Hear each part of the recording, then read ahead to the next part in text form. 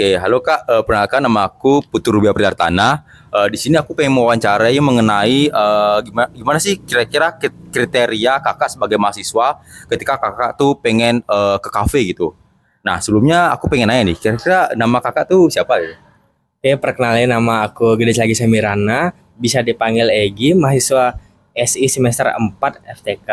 Untuk kriteria kafe yang biasa aku datangin tuh, yang pasti prioritas aku tuh nyari yang banyak colokannya, at least di satu tempat duduk tuh ada colokannya. Yang kedua itu wifi-nya kenceng, sama makanannya juga ya. Cuma yang penting tuh sebagai kalau nongkrong bikin tugas wifi sama colokan. Itu sih dari aku ya. Kira-kira kalau misal Kakak ke kafe nih, biasa tuh Kakak tuh datangnya sendiri apa lebih sering ramean gitu sama temen gitu? Sebenarnya ngerjain tugas tuh kalau ngerjain tugas tuh pasti sama teman. Cuma kalau ke kafe sebenarnya sih lebih sering sendiri ya. Ke lebih ke nyari wifi aja juga sebenarnya. Oh ya. Terus kalau misal dari segi tujuan utama nih, kira-kira tujuan utamanya Kakak ke kafe itu biasanya emang karena pure pengen nugas saja atau Kakak tuh pengen nongkrong gitu kayak ya emang gabut aja gitu pengen ke kafe atau ya gimana gitu? Sebenarnya kalau gabut ke kafe itu jarang ya karena ke kafe itu nggak murah juga. Jadi kalau tujuan utama ke kafe yang pertama biasanya kalau saya dulu tuh nyari wifi-nya yang kenceng soal di ORT itu paling kenceng di sana wifi-nya. Jadi saya Ya, ya. sering banget pagi-pagi di sana di soalnya pagi-pagi itu masih sepi sedikit dan kalau bareng teman itu biasanya kalau nggak nongkrong ya buat tugas. Ya. Nah terus kira-kira dari segi pengeluaran nih, sebagai seorang mahasiswa ya, kira-kira Kakak tuh kira-kira budgetnya itu maksimal yang bisa Kakak spend atau enggak yang sering Kakak bawa budgetnya itu berapa gitu buat ngeluarin di kafe? Tuh, kalau di kafe cuma untuk minum aja mungkin 30-an cukup. Cuma biasanya saya langsung sekalian makan ya. Sekalian makan tuh bisa sekitar 50 ribuan.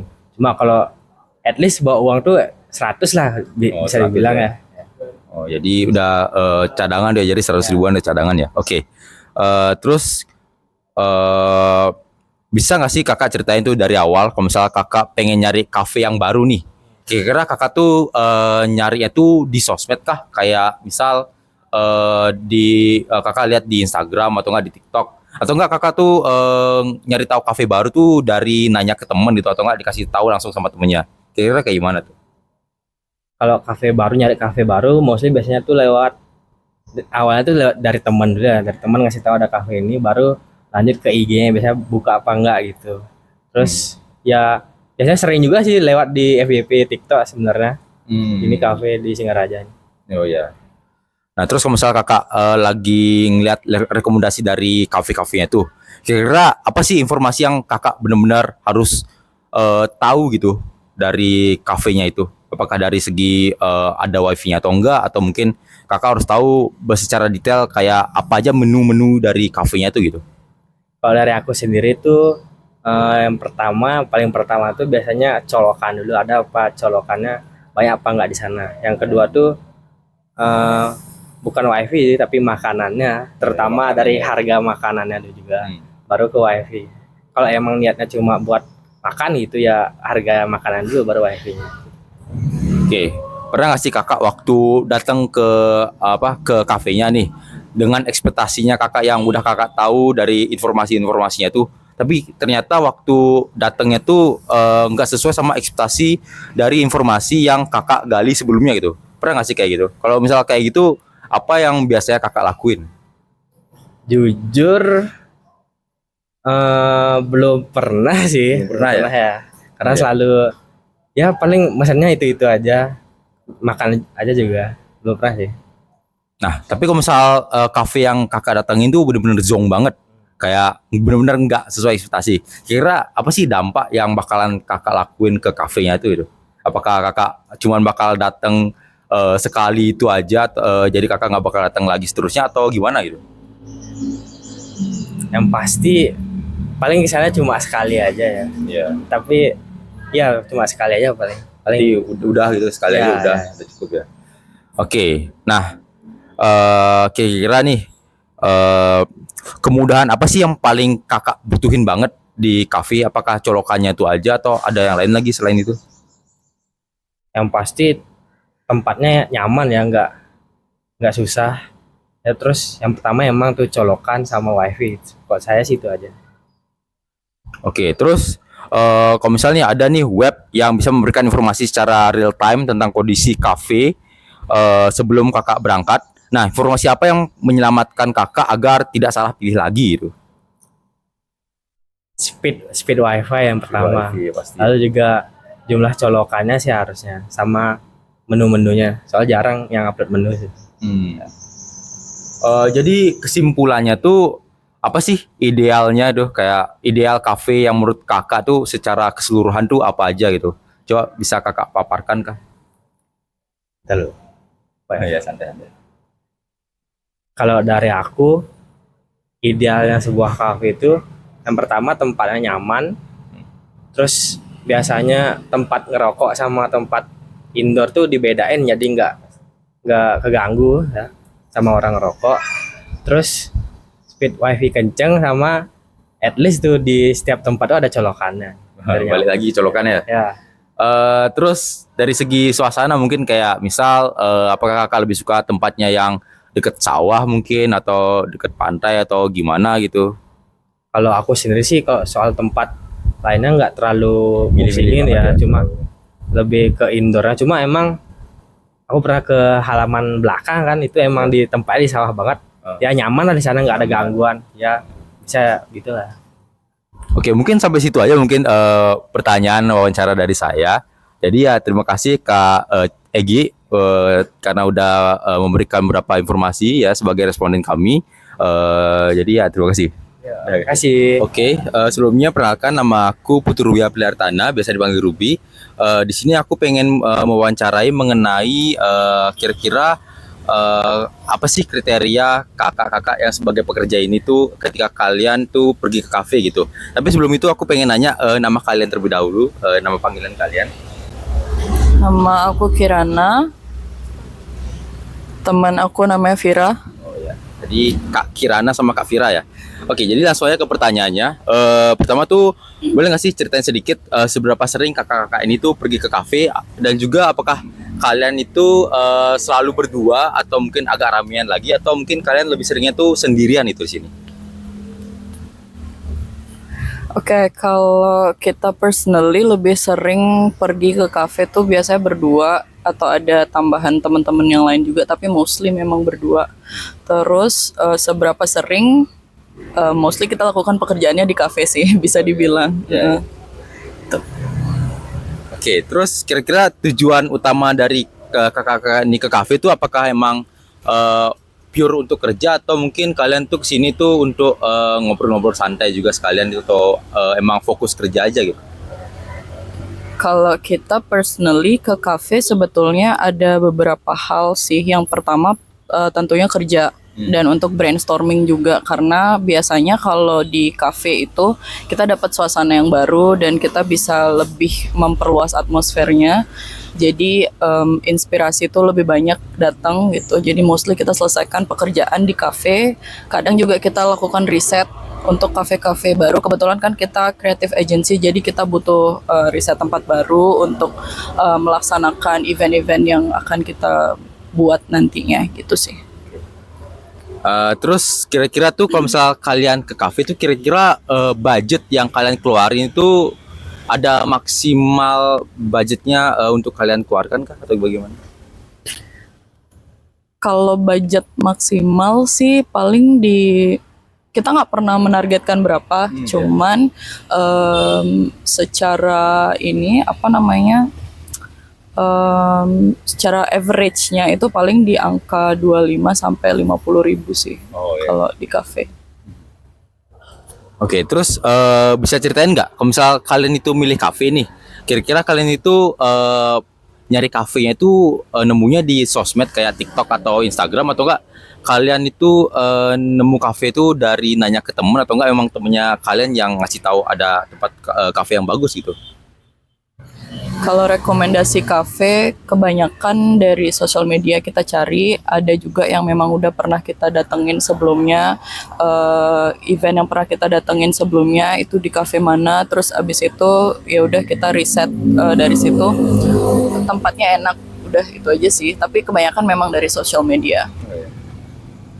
Terus kalau misal kalian tuh ngeliat-liat rekomendasi dari sosmed lah tadi yang sebelumnya kakak sudah bilang, itu informasi pertama yang wajib kakak cek itu apa ya? Kira-kira apakah itu tentang harga menunya, lokasinya, atau memang suasananya gitu?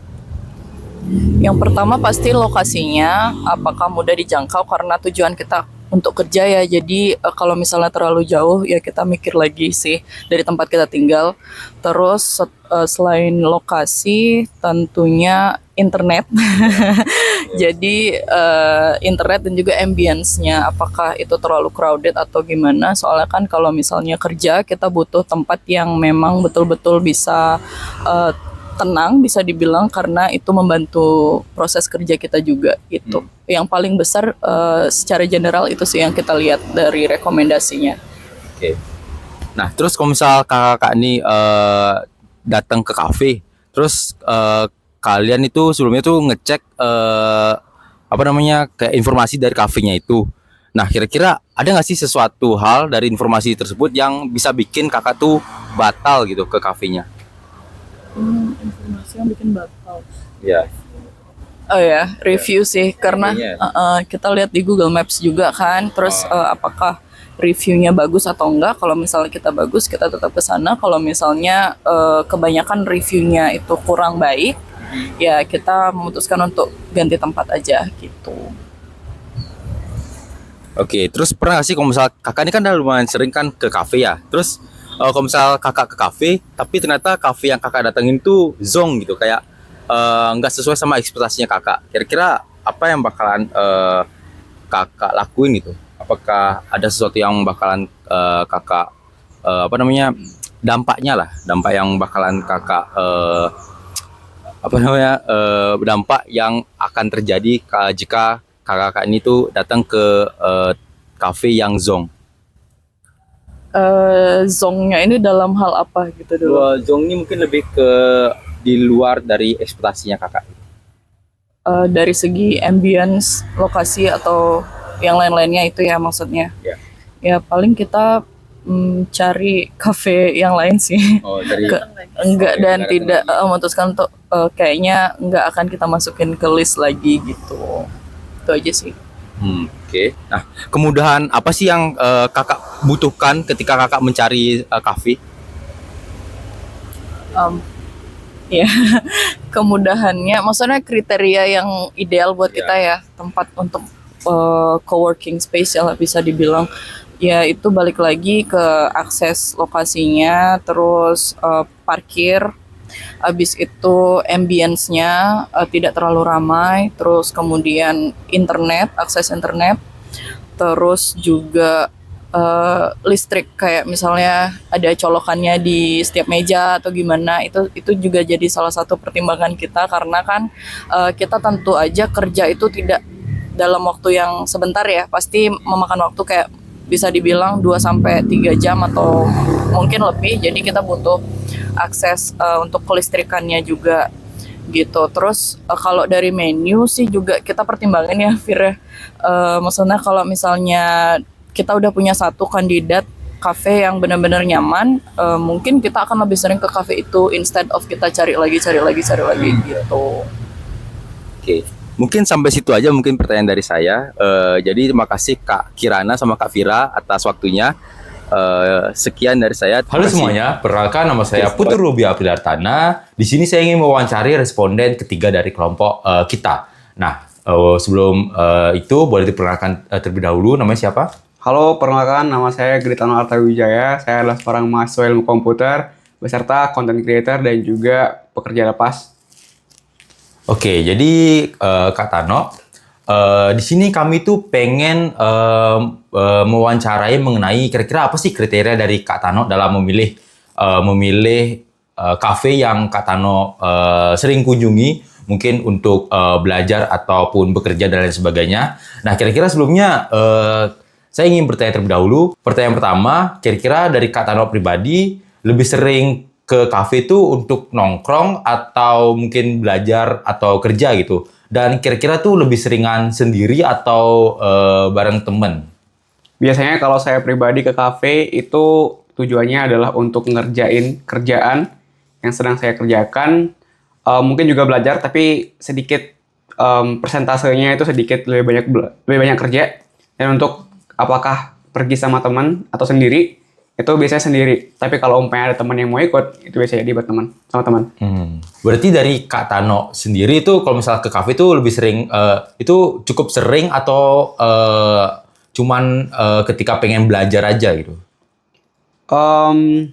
Kalau bulan sebelumnya sih itu setiap hari ya, karena simple pekerjaannya itu ada setiap hari dan kebetulan environment yang ada di rumah itu belum support, maksudnya belum terlalu support untuk produktivitas tinggi gitu karena ada banyak distraksi, sorry, dan lain-lainnya. Oke, kalau misal dari Kak Tano sendiri, kira-kira misal nih ke kafe, lebih biasanya tuh ngeluarin budget kira-kira maksimal berapa sih kalau misal ke kafe? Kalau saya pribadi biasanya ke kafe itu belinya americano dan itu budgetnya maksimal 20.000 dalam sehari. Jadi kalau kita ambil 1 bulan itu 600.000. Nah terus kalau misal Kak Tano pribadi, misal nih pengen nyoba ke kafe baru ya, misal pengen nyoba ke kafe baru tuh kira-kira lebih seringan lihat kafenya, mencari tahu informasinya di sosmed, kayak misal ngelihatnya di TikTok, Instagram dan sebagainya, atau mungkin denger dari teman atau dikasih tahu langsung sama temennya, atau mungkin nanya ke temen gitu. Saya pribadi tipikalnya itu langsung datang ke kafenya, nyobain experience-nya langsung. Kalau suka sama experience-nya di sana, saya akan stay di sana, tapi kalau enggak, saya bakal pindah ke kafe lain. Oke, semisal nih Kak Tano pribadi nih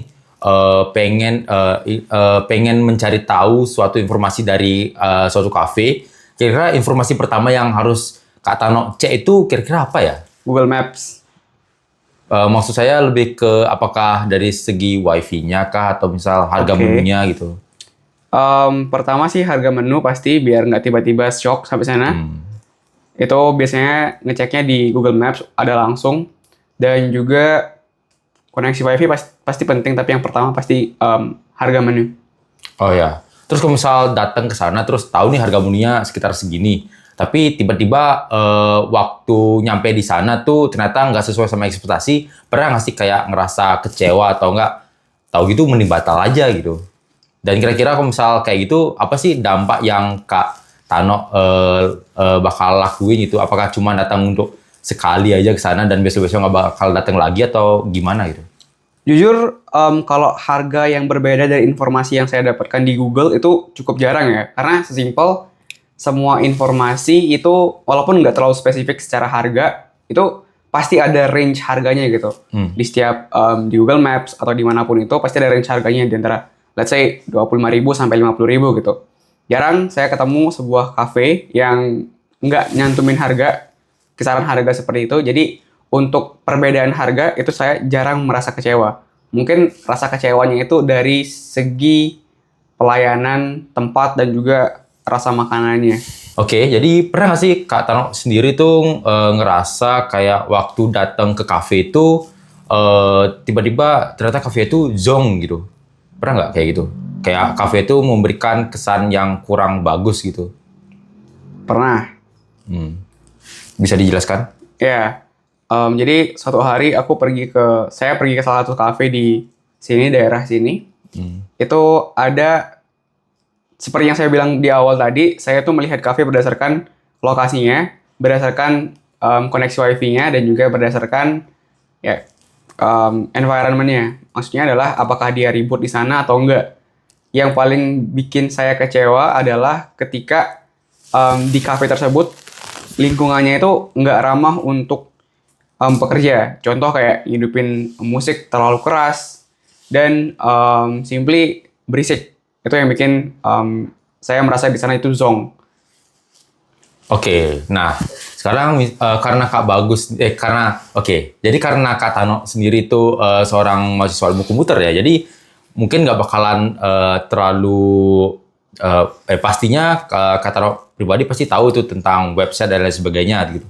Oke, kalau misal Katarok pribadi itu punya tongkat sihir yang bisa memenuhi semua keinginannya Katarok dalam membuat sebuah website. Nah, kira-kira fitur apa aja sih yang pengen Katarok tonjolin di sana, yang pengen Katarok berikan di website tersebut?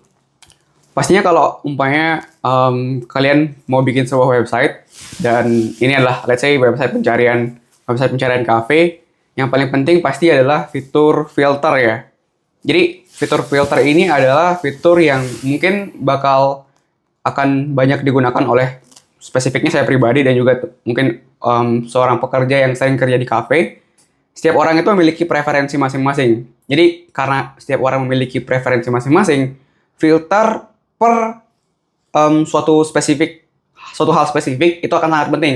Contoh kalau saya mementingkan koneksi WiFi gitu contohnya, nanti bisa difilter dari koneksi WiFi terkencang sampai yang nggak terlalu kencang.